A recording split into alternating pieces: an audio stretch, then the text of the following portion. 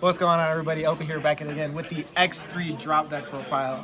Today, again, I want to talk about the deck I was playing and just the tech I was talking about, and just how it worked for me.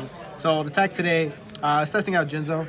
I found out Jinzo was unlimited in advanced format, or in Edison format. So that's kind of crazy because every deck right now is running around like 10 to 15 traps in the main deck. Especially all the control decks like Control GBs, Control Dragons, they're like up to like 15, 16 traps. So this card just kind of shuts them all down. So I really wanted a way to make this card super effective. I was playing it in Hero Frogs because instead of playing Kaises, you would play Jinzo. It worked to some extent, but you're still playing the Regeki breaks and the Trap Shoot, and it wasn't coming up as often. And I wanted a way to consistently get it on field and make it useful. So I wasn't able to effectively use it the best in Hero Frog. So I'm like, hey, I'm gonna put it in Lightsworn. So like for the rest of the deck, right, we're still keeping our Jinzo as our main guy, but we're still playing our Lightsworn package. Just nothing special, just Lightsworn cards. Looks like the final round of a reason. And we were playing the Twilight package, we were playing the Sork and the Necro and the Chaos Sorcerer because it helps a lot when Jinzo's a dark, and then hand traps. But the idea was you're able to consistently mill out your wolves or just have free special summons with your Plague and with your Lumina to be able to feed your Jinzo so you can tribute summon him, or we also play the casino cards. We have Monster Great and Reasoning. These I haven't seen a whole lot in Lightsworn lists, but I like them a lot because when you're playing a card like Jinzo, that's not a Monarch, so you can just special summon it without having to need the tribute summon. You're able to benefit immediately off a card like Reasoning, right? Because no one's calling 6. Everyone was calling 4 all day. Only one person called 6, and I didn't even hit the Jinzo. And Monster Gate's just a free extender. These are both really good today. I actually enjoy both of them. It sucks that they're at 1 in Edison, but in a Lightsworn deck especially, when you go Reasoning and they call 4, even if you mill the Wolf, Wolf is a monster that can't be normal summoned or set, so we'll still bypass it and go check the next one, and then you'll get Wolf and whatever the monster special summon if it wasn't the level they called. Same thing works for Monster Gate, right? So I really like these cards, and then the rest of the Lightsworn, the triple recharge and charge. Foolish was insane. It was literally like E-Telly all day because you just special Wolf, and it was free fodder for Jinzo to be able to get him out. The idea was to get Jinzo out as soon as possible, because if I go turn 1 summon Jinzo, it just prevents my opponents from even wanting to set back row. At the same time, it's a 2400 body that's really hard to out. Only one person contacted away with a Cyber Dragon to make Chimera Tech today, so otherwise it wasn't. It was hard to out for most people. Another thing too, because his Lightsworns are milling, we are playing only the 2 Monster Reincarnation. This was perfect all day because this essentially allowed me to search my deck for my graveyard. Definitely worked a lot better. I wasn't playing Avarice.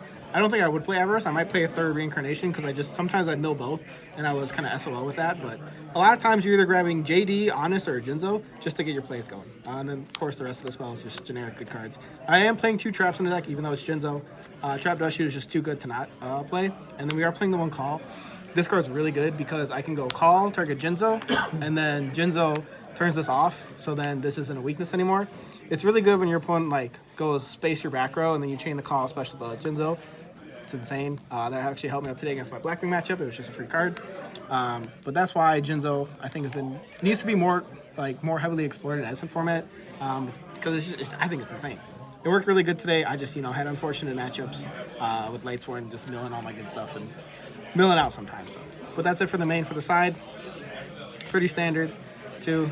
I played 3 Blackwing matchups today, and I won every one of them. It was just, kind of free almost. I lost to Lightsworn in the mirror, I lost to Dragons, and I lost to Titanal Turbo, or Quick Draw. I was playing the 1 Machina Fortress because your Jinzos are machines, and your Cyber Dragons are machines. So if you have this in graveyard because you mill it off a Lightsworn, you can just pitch Jinzos or Cyber Dragon or a Card Trooper that's in there to get it back. And because this card's just a house on its own, this would come up against the value matchup because they have a hard time outing monsters over 2500 that have, protection, or not protection, that have targeting prevention, because you're able to rip cards from their hand. But it never came up because I didn't play any value, but that was the idea for it. Because I can, send Jinzo from hand and then I can get it back to Monster Reincarnation or Call the Haunted. That was the idea. Triple Kaiko. Good card. 2 Vortex. This card came in today. I did preemptively shoot it a couple times, and it costed me because I wasn't able to clear on the clapback. Triple Book of Moon. This card comes in for Floodgate cards. Like for Dragons, it came in against Quackimera the Drago. If people were playing stuff like a Barrier Statue or like a Fossil Dino, this would come in.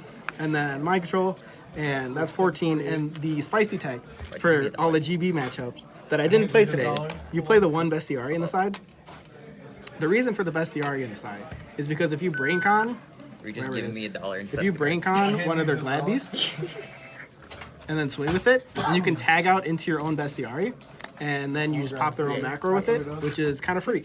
Or, as we'll see when we get into the extra deck, if you have your bestiary out and you have your mind con or your brain con, or just ways to take it, you can actually contact into a Kazaris, because that way you're taking their Glad Beast and making something to pop too. So that's really funny. I didn't come up because I didn't play a Glad Beast player, but it makes sense in theory.